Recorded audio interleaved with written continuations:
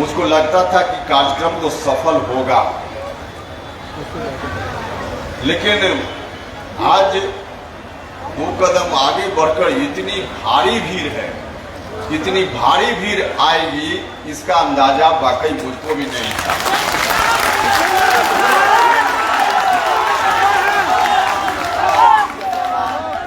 भाई और मित्रों,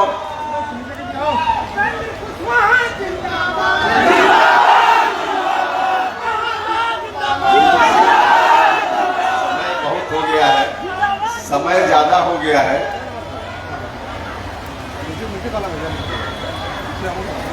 आपको देखकर ही हम लोगों का हौसला बढ़ता है। कई बार आप देखते होंगे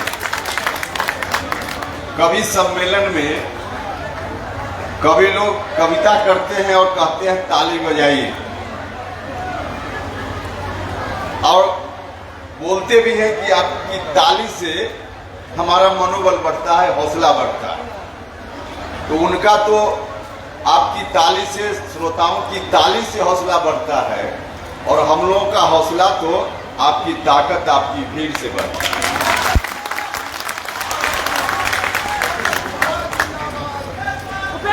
जिस विषय पर कार्यक्रम का आयोजन हुआ उस विषय पर हम बोलेंगे, लेकिन उसके पहले मैं आप सब लोगों से आग्रह करना चाहता हूं। हम जिन मुद्दों को उठाते हैं या जिधर भी चल पड़ते हैं, रास्ते में अनेक तरह की बाधाएं आती हैं, और हम जानते हैं कि जिस रास्ते पर हम चल रहे हैं उसमें बाधा तो आएगी ही। जितनी बाधा आती है उतना ही मुझको मजा आता है। अब परिसीमन का मुद्दा उठा रहे हैं। दक्षिण के कुछ नेताओं के द्वारा पहले से बाधा खड़ी की जा रही कि परिसीमन नहीं होना चाहिए। हम लोग कह रहे हैं कि परिसीमन होना चाहिए, तो वहां से बाधा का आना स्वाभाविक है, लेकिन कुछ बाधा डायरेक्ट है और कुछ बाधा इनडायरेक्ट है। अब जब से हमने इस विषय को उठाना शुरू किया है और इस विषय पर अपार समर्थन शाहबाद के इलाके में भी मिला और यहां भी अपार समर्थन दिख रहा है, तब से कुछ इनडायरेक्ट बाधा भी खड़ा करने की कोशिश हो रही है। आपसे आग्रह करेंगे कि आप डायरेक्ट बाधा और इनडायरेक्ट बाधा दोनों को समझिएगा। मीडिया के बंधु माफ करेंगे, हम सब मीडिया को नहीं कहते हैं, लेकिन कुछ लोग तो हैं। देखिए, और कोई कारण नहीं है 4 सीट मिलेगी, 5 सीट मिलेगी, यह जो चल रहा है, उपेंद्र कुशवाहा ने जनता के मुद्दा को उठाया है। डायरेक्ट बाधा नहीं खड़ा कर सकते तो इनडायरेक्ट बाधा खड़ा करें। इन लोगों को कुछ पता नहीं होता, कुछ पता नहीं होता, बस आपके ध्यान को भटकाने के लिए ऐसी कोशिश की जाती है ताकि हम लोग भी उलझ जाएं और जो मूल मुद्दा है उसकी चर्चा छोड़कर उसी के पीछे लग जाएं। अब ऐसे महत्वपूर्ण विषय पर जब हम मीडिया से बात करने के लिए प्रेस कॉन्फ्रेंस भी करते हैं, तो कुछ लोग तो गंभीर होकर इन सवालों को पूछते हैं, जानते हैं, लिखते हैं, दिखाते हैं, छापते हैं। और कितना भी गंभीर मुद्दा उठाइए, उसमें से कुछ लोग ऐसे होंगे पूछ देंगे कितनी सीटों पर लड़िएगा। अरे भैया, जो लोग कितनी सीटों पर हम लड़ेंगे ये तय करेंगे, हमारा काम है। अब कोई चर्चा नहीं, और आपको कहां से अधिकार मिल गया कि 4 सीट, 5 सीट और 6 सीट? अगर आपको अधिकार मिल गया है और आपको पूरा पता है, तो नाम भी कागज पर उम्मीदवार का आप ही लोग लिख कर दे दीजिए, उसी को हम लोग टिकट दे देंगे। ऐसा फालतू काम मत करिएगा। जो काम है वो आपका आप कीजिए, जो काम हमारा है, पॉलिटिकल पार्टी का है, हम करेंगे, पॉलिटिकल पार्टी करेगी। अब ध्यान को भटकाने के लिए उनको समझ में ही नहीं आता। उपेंद्र कुशवाहा जो भी सवाल, जो भी मुद्दा जब उठाने का काम हमने किया है, जनता से जुड़ा हुआ मुद्दा। शुरुआती दौर में कम लोगों को यह बात समझ में आती है कि कितना महत्वपूर्ण मुद्दा हम उठाते हैं, क्योंकि सामान्य तौर पे ऐसा लोग करते नहीं हैं। और ऐसा इसलिए नहीं करते कि लोग पद के लिए राजनीति करते हैं, राजनीति में कुछ मिल जाए जैसे तैसे उसके लिए राजनीति करते हैं। उपेंद्र कुशवाहा पद के लिए नहीं, परिवर्तन के लिए राजनीति करता है। और परिवर्तन के लिए राजनीति तो निश्चित रूप से कठिन काम है ही, लेकिन चाहे जितना कठिन हो, हम जनता के लिए जब राजनीति करते हैं तो जनता के सवालों को उठाने में कभी हम पीछे नहीं रहेंगे, चाहे उसके लिए मुझको जो भी रास्ता अपनाना पड़े। हमने हमेशा किया और इस बात की चिंता मुझको आज भी नहीं है कि राजनीति में मुझको क्या हासिल होना है और नहीं हासिल होना है। आपकी ताकत, आपका स्नेह प्यार, यही हमारे लिए बहुत बड़ी चीज है। इससे ज्यादा कोई पद राजनीति में नहीं है। गांधी जी किसी राजनीतिक ओहदे पर गए थे क्या? गांधी जी कभी सत्ता में रहे थे क्या? और सत्ता में चाहते तो एक समय था कि गांधी जी देश के प्रधानमंत्री बन सकते थे, लेकिन कोई भी व्यक्ति जो राजनीति में उच्च शिखर पर गया, उससे थोड़ी भी प्रतिष्ठा गांधी जी की कम थी क्या? डॉक्टर अंबेडकर ने अगर चिंता की होती कि राजनीति में हमको बहुत कुछ मिल जाए, तो जनता के जिन सवालों को लेकर उन्होंने रास्ता अलग अलग तरीके का अपनाया, डॉक्टर अंबेडकर साहब को राजनीति में रहकर बड़ा से बड़ा पद मिल सकता था, लेकिन जिन सवालों को लेकर डॉक्टर अंबेडकर ने संघर्ष किया, लोगों को लाभ मिला, यह लाभ जनता को नहीं मिल पाया। और तब डॉक्टर अंबेडकर साहब का नाम आज हम जो इतना सम्मान के साथ लेते हैं, शायद उतना सम्मान के साथ नहीं लिए हो। एक नहीं अनेक उदाहरण। जयप्रकाश नारायण की भूमि बिहार, जयप्रकाश बाबू चाहते तो इस देश के प्रधानमंत्री की कुर्सी तक जा सकते थे, लेकिन कभी कोई पद की चिंता नहीं की। जनता के सवालों को लेकर उन्होंने हमेशा संघर्ष किया। हम यह नहीं कहते कि जो लोग पद पर गए हैं लोग महान नहीं है। पद पर जाने वाले लोग भी एक से एक महान हुए हैं, लेकिन जनता के सवालों को लेकर अगर समझौता करने से कोई पद मिलता हो, वैसा पद से ज्यादा अच्छा है कि बिना पद का रहा जाए।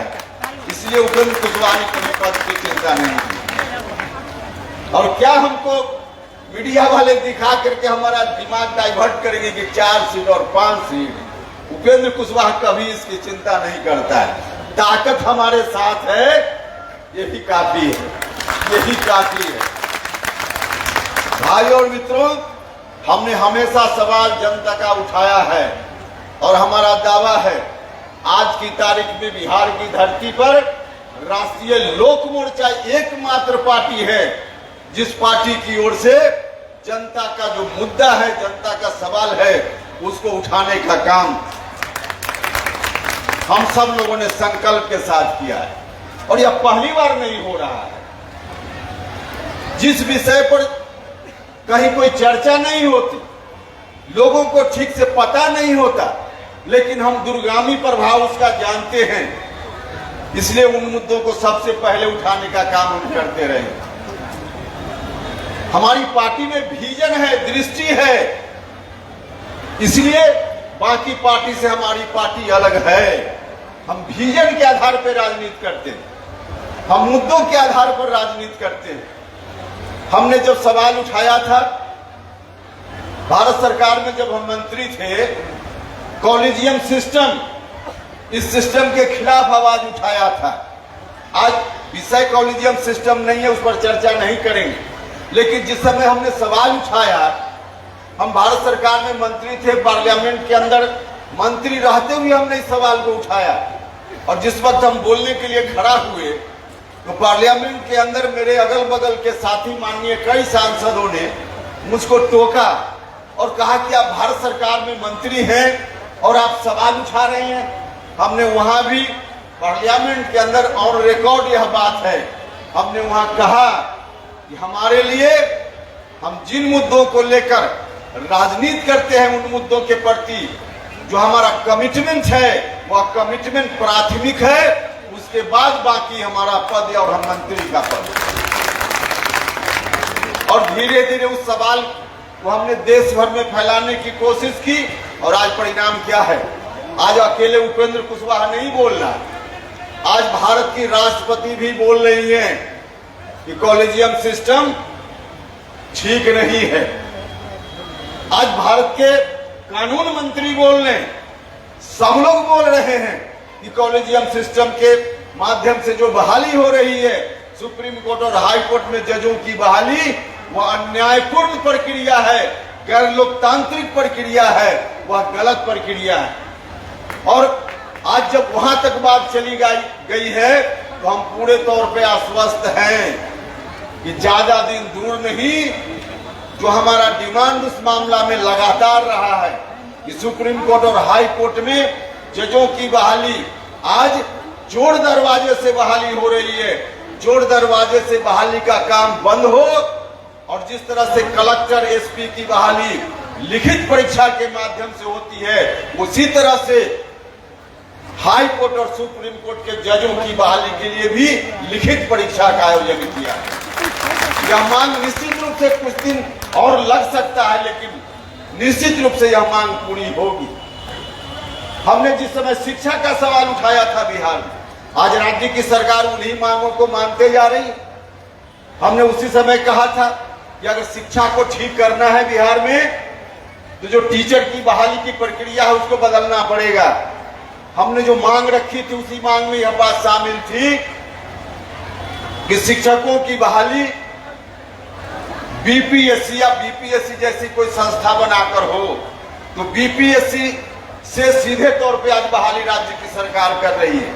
हमने जो कहा था एक नहीं उनमें से अनेक मांगों को राज्य की सरकार ने हूबहू मान लिया है और धीरे धीरे हम धन्यवाद देना चाहते हैं बिहार के मुख्यमंत्री नीतीश कुमार जी को कि उस रास्ते पर चलते हुए नीतीश कुमार जी की सरकार ने ऐसा कदम उठाया है कि धीरे धीरे शिक्षा व्यवस्था में अब सुधार होने लगा है।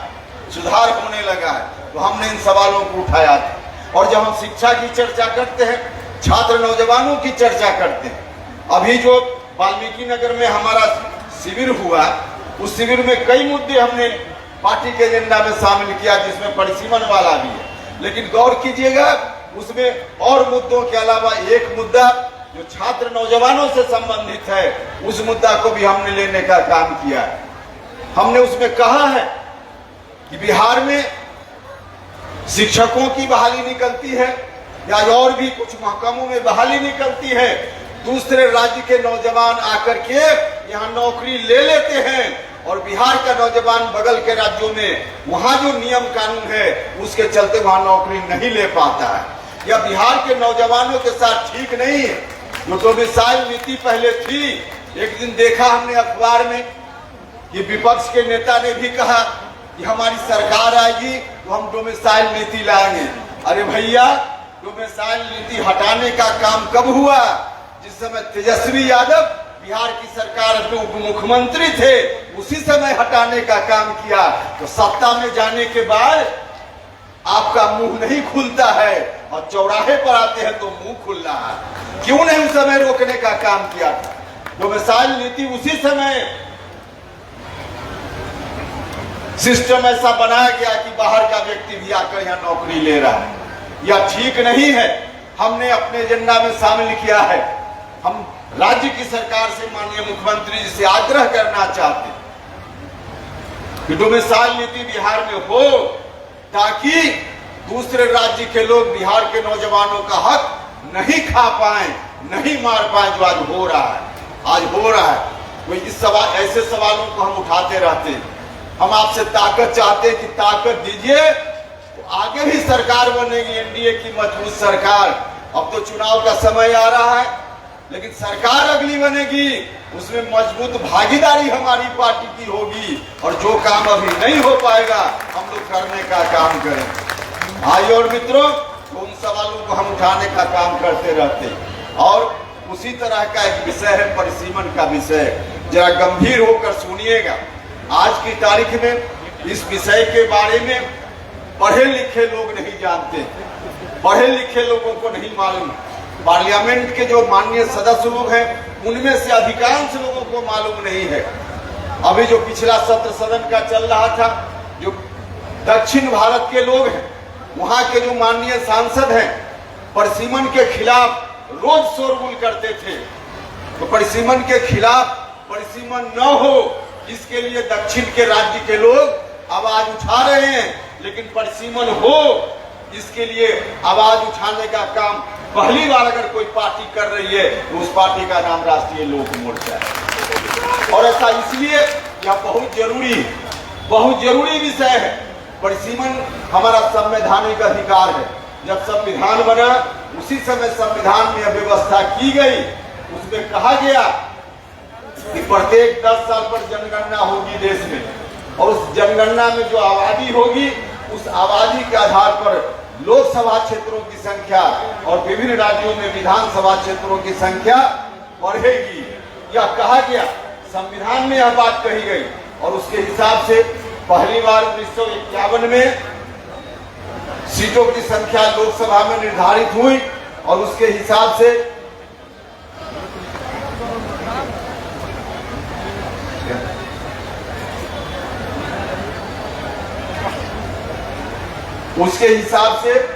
परिसीमन हुआ। पहली बार 1951 में, दूसरी बार परिसीमन हुआ 1961 में, तीसरी बार 71 की जनगणना के अनुसार परिसीमन हुआ। 3 बार परिसीमन हुआ। तो संविधान में कहा गया जो व्यवस्था दी गई व्यवस्था के हिसाब से। एक बार फिर परिसीमन बाद में हुआ 2009 के पहले, लेकिन उसमें जो परिसीमन हुआ सीटों की संख्या नहीं बढ़ाई गई। पहले ही सीटों की संख्या फ्रीज कर दी गई थी। संविधान में संशोधन किया गया।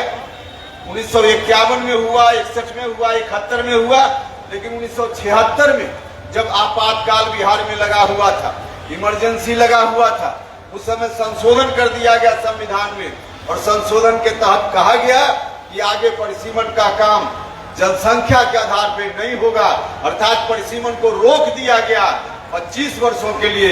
1976 से लेकर 2001 तक परिसीमन 25 साल के लिए संविधान के संशोधन के द्वारा रोक दिया गया। फिर जब 2001 आया फिर 25 वर्षों के लिए उस समय सीमा को बढ़ा दिया गया और फिर अगले 25 साल मतलब 76 से लेकर 50 सालों के लिए 25-25 करके 2 बार बढ़ाया गया। और अब जो 2026 अगला साल आने वाला है, अगला साल 2026 में समय सीमा जो संविधान ने बांधने का काम किया वह समय सीमा पूरी होने वाली है। दक्षिण के लोग बोलने लगे हैं, फिर से सरकार पर दबाव देने लगे हैं कि परिसीमन का काम आगे भी न हो। तो जो लोग परिसीमन न हो यह चाहते हैं, मुखर हैं, बोल रहे हैं और हम सब लोग अगर चुप रह गए तो फिर से यह समय सीमा बढ़ा दी जाएगी और परिसीमन का काम नहीं हो पाएगा। परिसीमन का काम नहीं होने से कितना नुकसान है बिहार का। बिहार और बिहार के अगल बगल के जो राज्य हैं उनका नुकसान ही नुकसान है। संविधान की व्यवस्था के हिसाब से अगर परिसीमन आज हो तो आज जो 2011 की जनगणना है, जो हमारे देश की जनसंख्या है, उस जनसंख्या के अनुसार परिसीमन यदि हुआ तो अभी जो 40 लोकसभा क्षेत्रों की संख्या बिहार में है वह संख्या बढ़कर 60 हो जाएगी। कम से कम 40 से 60 1.5 गुना लोकसभा क्षेत्रों की संख्या बढ़ जाएगी। नहीं परिसीमन होने से 40 की 40 संख्या रह जाएगी। तो 20 लोकसभा क्षेत्रों की संख्या परिसीमन होने के कारण जो हमारे यहाँ हो सकती है बढ़कर, वह नहीं हो पाएगा। और नहीं होने से कितना नुकसान है, सभी लोगों का नुकसान है। विशेष करके जो अनुसूचित जाति के लोग हैं, अगर सीटों की संख्या 40 की जगह 60 हो जाए तो उनके लिए जो रिजर्व क्षेत्र है उसकी संख्या भी बढ़ जाएगी। जो महिलाएं हैं 33%, अब संविधान की व्यवस्था के अनुसार 33% उनके लिए भी रिजर्वेशन की बात हो गई है। तो अगर 40 से 60 नहीं हुआ तो उसके आधार पर महिलाओं के लिए भी जो सीटें निर्धारित होगी उसकी संख्या भी कम हो जाएगी, और यदि 60 बढ़कर हुआ तो उनकी महिलाओं की संख्या भी ज्यादा हो जाएगी। तो यह नुकसान पूरे बिहार का नुकसान हो रहा है। अनेक योजना भारत सरकार की चलती है, अनेक योजना राज्य की सरकार की चलती है, जो लोकसभा क्षेत्र के हिसाब से, विधानसभा क्षेत्र के हिसाब से योजना का निर्धारण किया जाता है। अगर परिसीमन का काम इसी तरह से रुका रहा तो बिहार के साथ पिछले 50 साल से जो अन्याय हो रहा है, यह अन्याय आगे भी जारी रहेगा, जबकि हमारा संवैधानिक अधिकार है। हम इस अन्याय को नहीं होने देंगे, हम इस अन्याय के खिलाफ लड़ेंगे। हमने संकल्प लिया है, हमारी पार्टी ने संकल्प लेने का काम किया है। दक्षिण के राज्य जो है वह कुछ अनर्गल तर्क देकर इसको रोकने का काम कर रहे हैं। दक्षिण के राज्य कह रहे हैं, पार्लियामेंट में लोग बोल रहे थे, वहां उन्होंने कहा कि क्योंकि आबादी के आधार पे परिसीमन होगा, हमने अपनी आबादी को कम करने का काम किया है। बिहार, उत्तर प्रदेश इत्यादि जो राज्य हैं उन्होंने अपनी आबादी को कम करने का काम नहीं किया।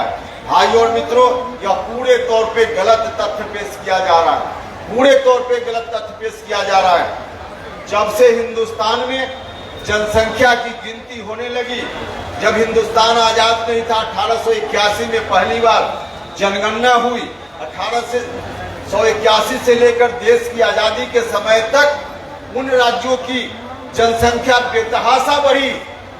उस समय हम लोगों की संख्या, बिहार के लोगों की संख्या, हिंदी भाषी राज्यों की संख्या नहीं बढ़ी, क्योंकि हम अंग्रेजों की प्रताड़ना के शिकार थे।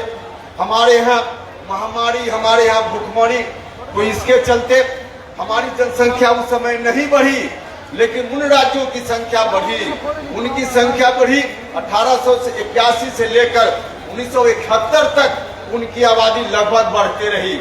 71 तक जब तक उनकी आबादी बढ़ रही थी, तब परिसीमन का लाभ उन्होंने ले लिया, और उस समय आजादी के समय तक हमारी आबादी नहीं बढ़ी, तो परिसीमन का लाभ उस समय हमको नहीं मिला। अब जब हमारी आबादी बढ़ने लगी है, तब कह रहे कि परिसीमन को आगे भी रोक देना चाहिए। या तो यही बात हुई कि कहीं भोज हो रहा हो और भोज में कुछ लोगों ने पंगत में बैठकर पूरा भरपेट भोजन कर लिया, और जब दूसरे लोगों की बारी आई तो कह रहे हैं कि अब पंगत ही नहीं लगेगा। भाइयों और मित्रों, जब उनकी जनसंख्या बढ़ रही थी तब तो परिसीमन उनको स्वीकार था, उस समय हमारी आबादी नहीं बढ़ी थी। अब हमारी आबादी बढ़ रही है तो हमको हमारे संविधान के अधिकार से क्यों वंचित करने की बात हो रही है। भाइयों और मित्रों, हम लोगों को सचेत होना पड़ेगा, हमको सजग होना पड़ेगा, नहीं तो भारत की सरकार पर अनर्गल दबाव बना रहे।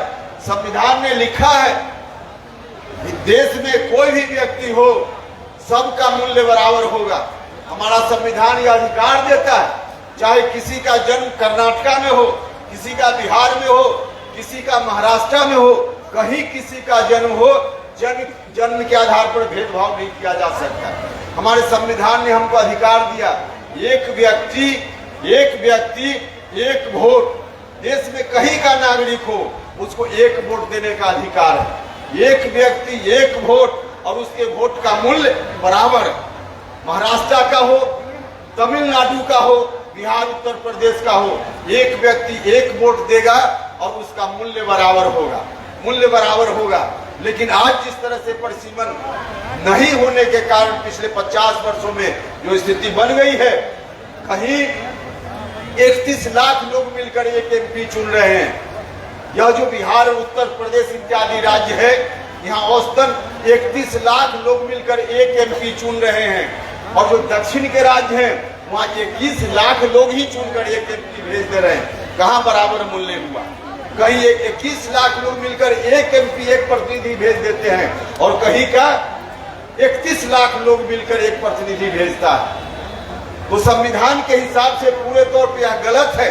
और जनसंख्या आज हमारी बढ़ी है, यह बात ठीक है, लेकिन बढ़ी हुई आज की जनसंख्या के आधार पे अगर उन लोगों के इस तर्क को मान लिया जाए तो कल होकर तो यह भी कहेंगे यह भी कहेंगे कहने वाले कि किसी परिवार में अगर 25 आदमी है और किसी परिवार में 5 आदमी है, तो आज 5 की जनसंख्या के हिसाब से लोगों को जन वितरण प्रणाली के माध्यम से राशन मिलता है, और जिनके परिवार में 25 लोग हैं उनको 25 के हिसाब से राशन मिलता है।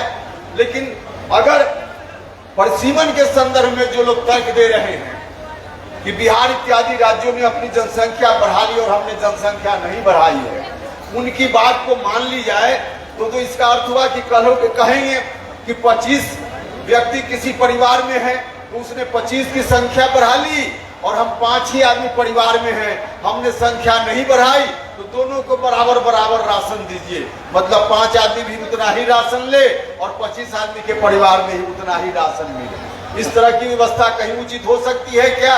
नहीं उचित हो सकती है, और यही बात जनसंख्या बढ़ाने के नाम पर कही जा रही है। इसलिए तर्क पूरे तौर पे गलत है। और दूसरी चीज जो सबसे ज्यादा महत्वपूर्ण है, जनसंख्या बढ़ाने का आरोप हमारे ऊपर लगाया जाता है, हम बिहार, उत्तर प्रदेश इत्यादि राज्यों के ऊपर लगाया जाता है। भाई और मित्रों, उनका कहना है कि सरकार ने जो पॉलिसी बनाई, जो परिवार नियोजन का कार्यक्रम अपनाया, उस कार्यक्रम को दक्षिण के राज्यों ने अपना लिया और बिहार सहित हिंदी भाषी राज्य के लोगों ने उस कार्यक्रम को नहीं अपनाया। इसके लिए जनसंख्या बिहार इत्यादि की बढ़ रही है और उनकी जनसंख्या नहीं बढ़ रही। यह पूरे तौर पे गलत बात है। पूरे तौर पे जो स्टडी है, सर्वे है, उसके आधार पे किसी भी राज्य की जनसंख्या सरकार की पॉलिसी बना देने मात्र से नहीं रुक सकती। सरकार की पॉलिसी मात्र से नहीं रुक सकती है। आदमी के अंदर खुद इस बात की सोच होगी कि हमको आगे जनसंख्या बढ़ाने का काम नहीं करना है। कोई व्यक्ति है, कोई माता पिता ऐसा है जो अपने बच्चा को जन्म देते समय यह सोचता होगा कि हम अपने राज्य की जनसंख्या बढ़ा लेंगे तो हमारे यहाँ लोकसभा क्षेत्र की संख्या बढ़ जाएगी, हम इसलिए बच्चा को जन्म दें। कोई ऐसा नहीं सोचता।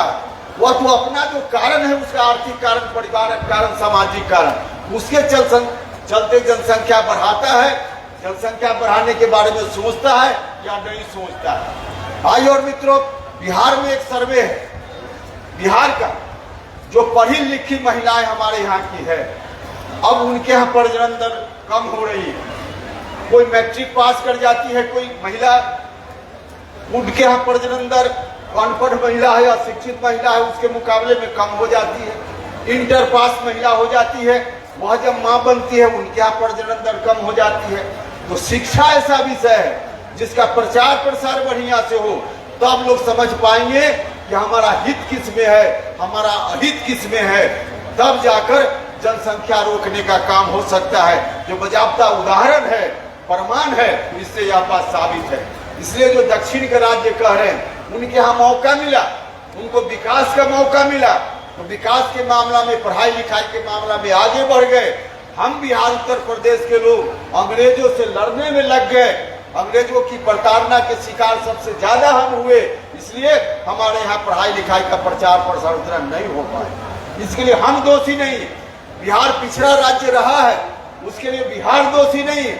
बिहार के लोग इतनी मेहनत करने वाले हैं, लेकिन फिर भी इतना काम राज्य की सरकार कर रही है, उसके बावजूद जो विकसित राज्य है उन राज्यों के मुकाबले अभी हम बहुत पीछे हैं। सरकार की लगातार मेहनत के बाद, इसमें हमारा दोष नहीं है।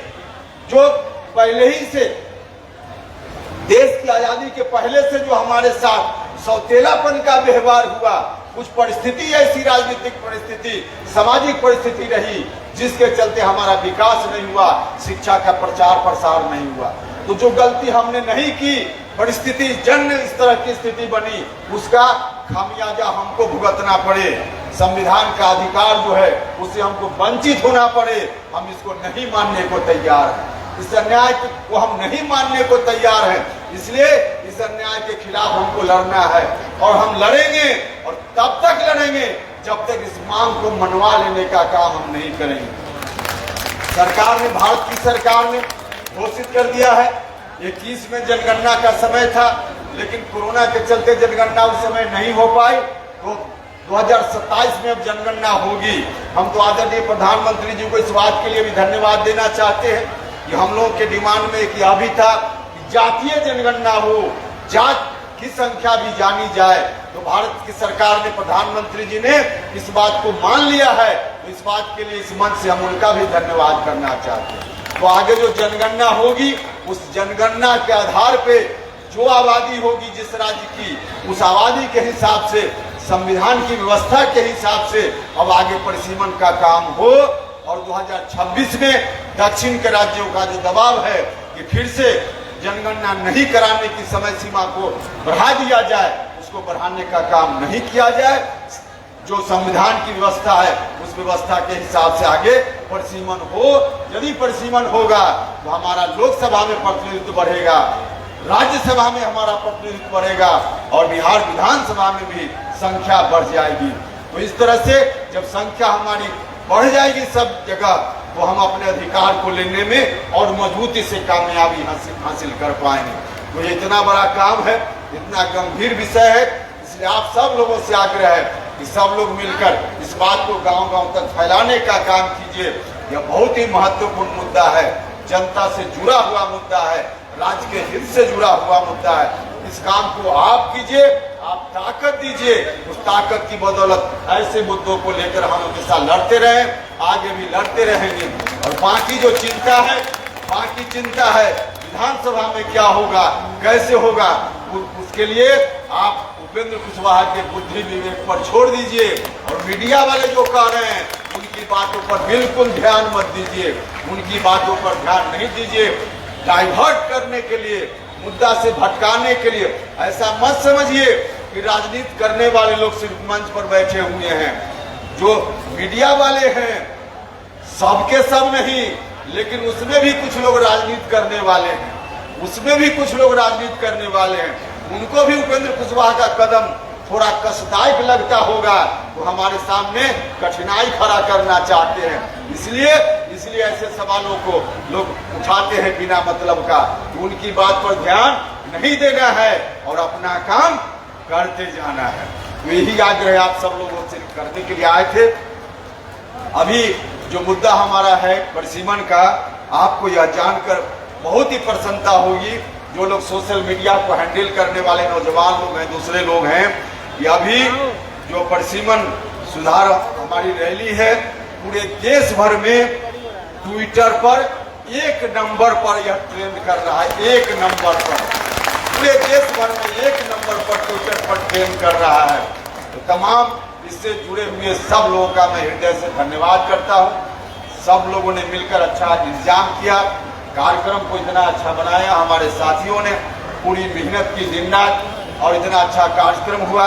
इस बात के लिए अपने साथियों का भी हम हृदय से धन्यवाद करते हैं।